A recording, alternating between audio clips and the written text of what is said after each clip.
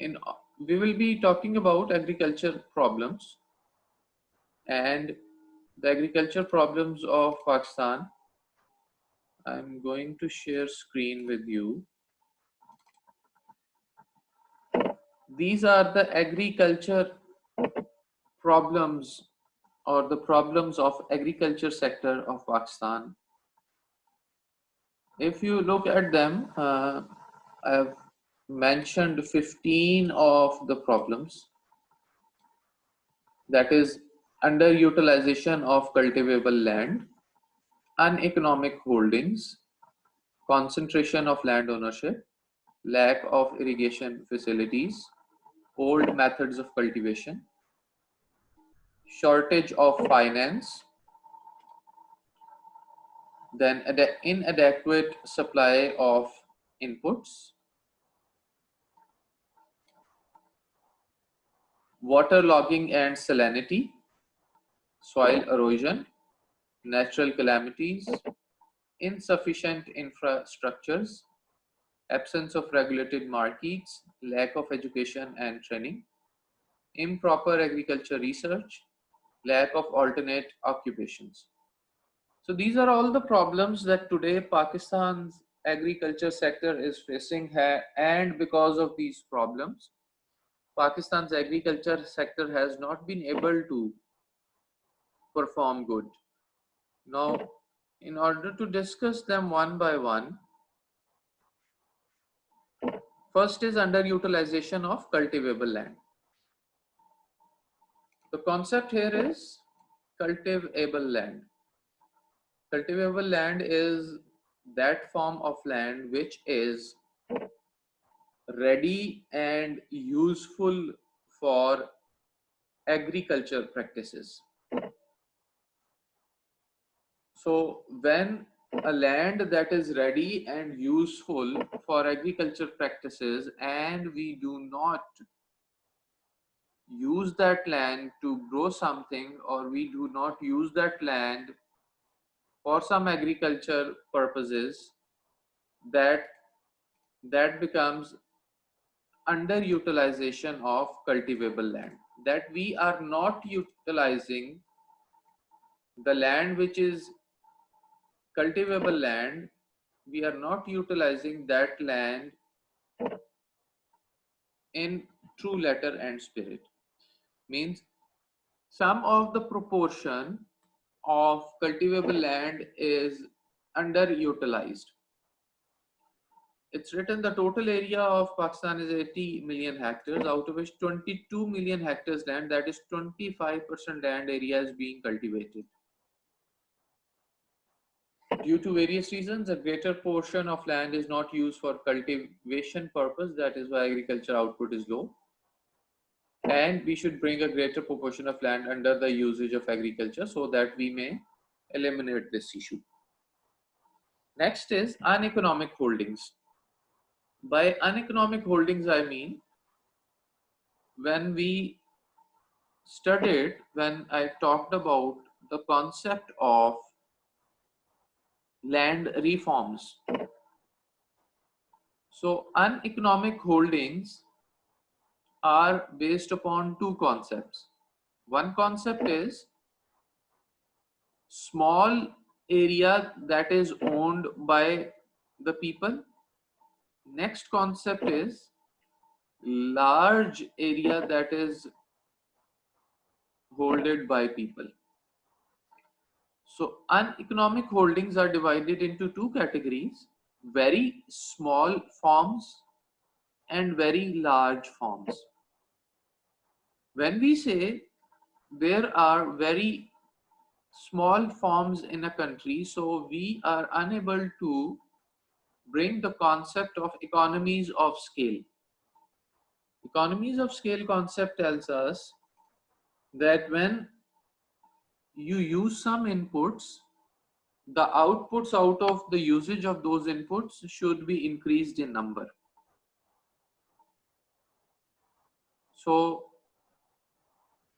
when there is small land holding, when there is small area of land that is holded by someone, so that person has to spend more, and the output and input difference would be lower, on the lower side. He has to use more inputs. The inputs for him would be expensive because he is using those inputs at a smaller area, and because of expensive inputs, the output that he is getting, or the profit share that he is making out of that production, that is on the lower side. Next concept is large land area owned by the people. In the large land areas, I told you in the start of this point that it is linked to land reforms. When large area is owned by someone, there are possibilities that that large area is not used properly. So when a larger proportion of area is available to someone and that person is not using that amount of land effectively, and only is using 80% of that area, so that is also an uneconomic holding. So third point is concentration of land ownership. This concentration is linked by uneconomic holding concept. By in uneconomic holding, there are two, I told you people, there are two concepts. One is small area owned and second is large area owned. When we talk about large area owned, that is also linked with underutilization of the cultivable land. That is also linked with the concentration of land ownership concept. In this point, it's written that in Pakistan, there are big landlords, there are big jagirdars who have large amount of ownership of land. And because of the large amount of ownership of land, they are unable to use use it for agriculture practices, or use it effectively for agriculture practices. So when they will not be able to use uh, their land, their whole of the portion of land for agriculture practices, so obviously they are not contributing effectively towards the growth of agriculture. So large concentrations of land sometimes are also uneconomical in nature.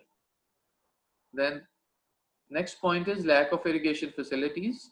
Lack of irrigation facilities is linked to the water crisis that today we are facing. The water crisis depends upon two concepts: water that is natural in nature, water that is natural but that is extracted out of the land. Natural in nature normally flows through the irrigation system, and that the one that is extracted from land, uh, we extract that through the use of tube wells, or we use ponds, we use wells for usage of that water. But the development and the structure of irrigation in Pakistan uh, has not been up to date. We have not been able to work on it. Uh, we do not have storage facilities to store water for irrigation purposes. So because of all these reasons, we say that one of the problem of agriculture sector is lack of irrigation facilities. Next is old methods of cultivation. Um, there are two methods of cultivating a portion of land. One is by using the modern techniques, modern technology. The second one, that is old method of cultivation, which we also say primitive in nature. For example, it's written here, these are all the local names. Use of wooden hull, froa, suhaga, bale. These are all the local names of cultivating a land, local ways or local methods of or local capital of cultivating a land. So when we use old methods of cultivation, we are unable to actually get more output. So when there is concept of modernization, people can use modern techniques, and even after uh, presence of the modern techniques and modern infrastructure, we still at some areas of Pakistan use old methods of cultivation, which ultimately leads to a problem for the agriculture sector. Upcoming point is shortage of finance. We will also discuss this shortage of finance or the shortage of credit availability.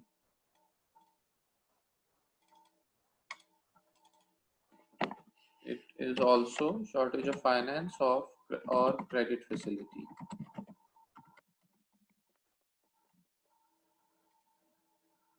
So since we know that in Pakistan farmers are poor, in Pakistan people are consumer based.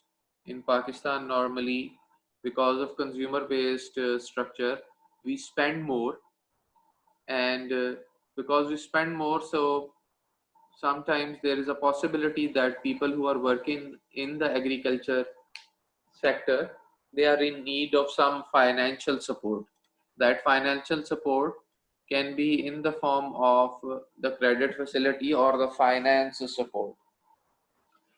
So in Pakistan, we do not have sufficient credit availability,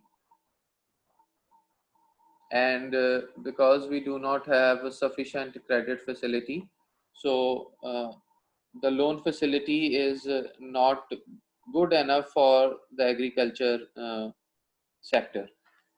According to the latest statistics, around 1200 billion rupees was assigned for credit, and only 64% out of this total credit facility was disbursed to the agriculture farmers.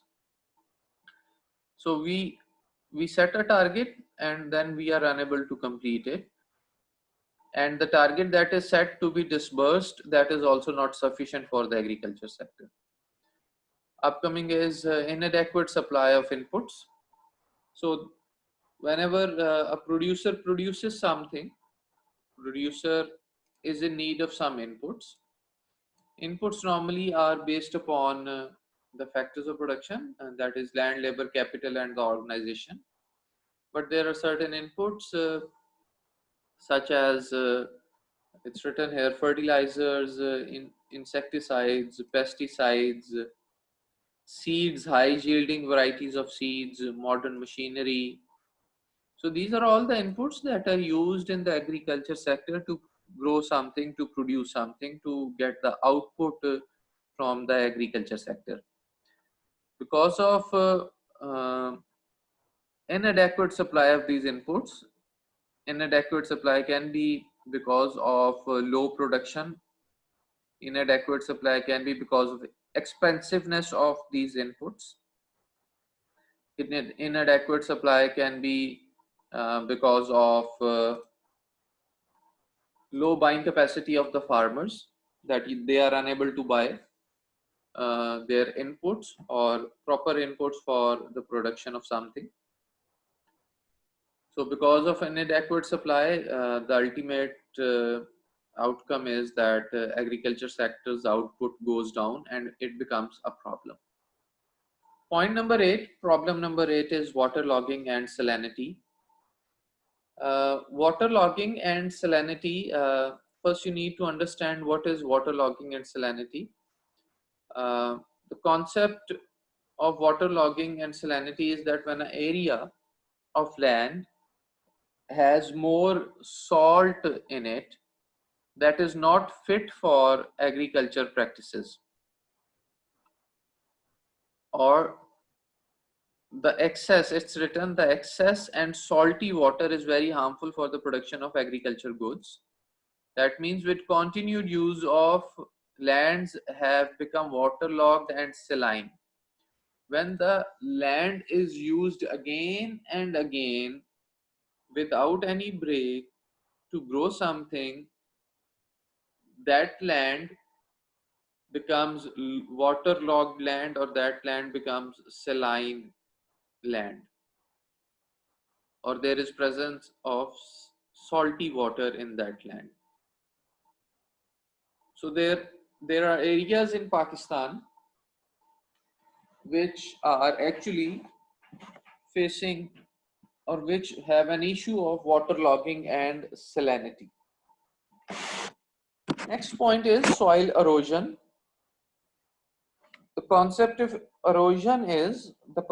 soil erosion is movement of soil from one area to another area because of certain factors. Those certain factors can be uh, the presence of floods. Those certain factors can be environmental factors, such as movement of winds from one area to another area, which ultimately flows the sand from one area to another area. So there can be certain, and uh, this soil erosion can also be because of the rain. So when we have rain, water flows from one area to another area, and with the water, the land also moves in the form of soil erosion. So the sand or the land or the soil, if that moves from one area to another area because of certain factors which are normally environmental in nature, we say that is soil erosion. In Pakistan, we have problem of soil erosion as well. Why we have a problem of soil erosion? Because we have a time period known as monsoon, in which we have rains. Over the years in Pakistan, we have been facing problems of floods as well. In 2010, 2012, and 2014, we had floods because of movement of water, because of the floods. The land has been eroded, and when a fertile land is eroded, so it leads to low output in the agriculture sector and becomes a problem. Then is with the soil erosion, and there is another point that is linked, that is natural calamities, natural disasters. We heavy rains, floods, droughts, hailstorms, pest attacks uh, are frequent in our agriculture sector, and which causes damage, or which causes problems for agriculturalists, and which causes ultimately low revenue and low profit margins. So because of low natural calamities, uh, that is we face a problem of low output. In natural calamities, it's written pest attacks. The recent example of such an attack is, there is a specific form of bird that is present in our subcontinent, that is known as tididal. Nowadays in Sindh area of Pakistan, Sindh province of Pakistan, and in Punjab province of Pakistan, this bird has been uh, damaging the crop of wheat in Pakistan. So that is also a natural calamity that is not in our control, that is by the nature. That bird attacks or attacked the crop of wheat because it's nature, and it has become a calamity which is beyond our control. Point number 11, problem 11, is insufficient infrastructure. By infrastructure, I mean the transport, the road facility, the storage facility, the power supply facility. So all the infrastructure which is there, either that is not up to the mark, or that is insufficient. When infrastructure is not up to the mark, that is insufficient, and infrastructure is required for agriculture output, or it is required, or good infrastructure is required to increase agriculture output. So because of insufficient infrastructure, our agriculture is hit badly. We are unable to increase our output. When we are unable to increase our output according to the potential we have, that leads to lower output of the agriculture sector and ultimately becomes a problem for the agriculture sector. Then is absence of regulated markets. The market structure in the agriculture is very important. Why it is important? Because whatsoever becomes the output of agriculture sector, that is brought to the market to be sold. When we will have regulated markets, that means it is registered, it is a registered market, and in the presence of regulated markets, the price policy structure of the government works efficiently. And when we will have regulated markets, that means people will not have to go far to sell their agricultural yield. People will ultimately have access to the markets near to their village. So since we have absence of regulated markets, so one, people have to go far to sell their agricultural yield. Second, the price policy structure of the government becomes inefficient. And when people will have to go far, they will use, or the use of transportation cost would be higher, as well as when the price policy structure in the markets is ineffective. So the prices that are set for the products, they are also not getting those prices.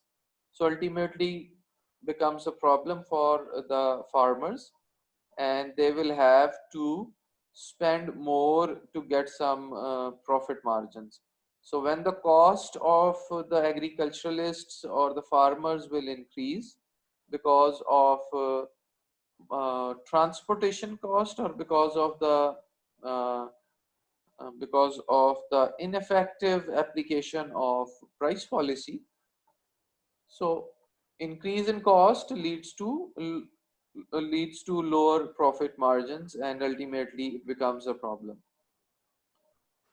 Then point number 13 is lack of education and training, or in other words, the agriculturalists in Pakistan, farmers who are working in the agriculture sector of Pakistan, they are not educated, they are not trained, or and when they are not educated, they are not trained, that means they are unable to uh, make best use of the available resources. Because when a person is educated, that person actually can make best use of the available resources.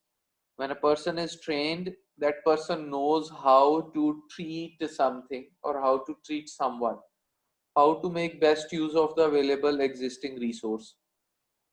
So if a person is not trained, that person is not educated and is working in the agriculture sector, so the output of the agriculture sector would not be uh, same as compared to the people who are educated and trained. With this point, there is another point that is linked to this point, that is improper agriculture research. Research and development is very important. Let me add research and development.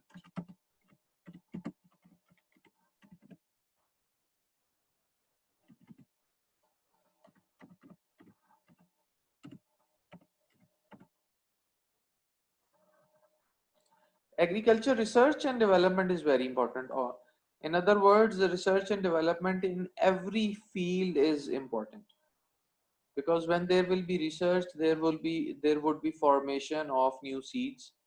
When there would be research, there would be methods which will come up, which would be very good for the agriculture sector. It's written, because of research we can make best use of water, we can have storage facilities, we can have cheap fertilizers, we can have effective low insecticides, we can locally produce cheap machinery. So that all these concepts are there, and they can only be applied, or we can make best use of all these when we will have proper research and development. So because of improper research and development, it is impossible for us to grow or to help grow our agriculture sector. Last problem that today Pakistan is facing is lack of alternative occupations. Since there are three sectors of an economy: agriculture sector, services sector, and agriculture and industrial sector. And because in the agriculture sector we we do not have sufficient occupation, or we do not have sufficient employment opportunities, and within the agriculture sector there are lesser number of alternates available to do business. So because of lesser number of alternates available in the agriculture sector, so the occupation or the employment opportunities are low.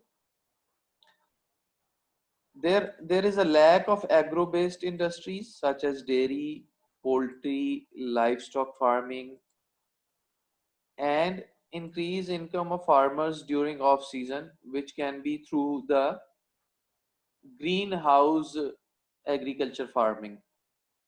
So within the agriculture sector, the crop production is not the only aspect of agriculture, but there is dairy, there is poultry, there is livestock, uh, there is forestry, and there is greenhouse farming. So in Pakistan, why we are facing a problem of low growth of agriculture sector is that we do not have alternate opportunities within the agriculture sector of Pakistan. So these are all the problems of agriculture sector of Pakistan.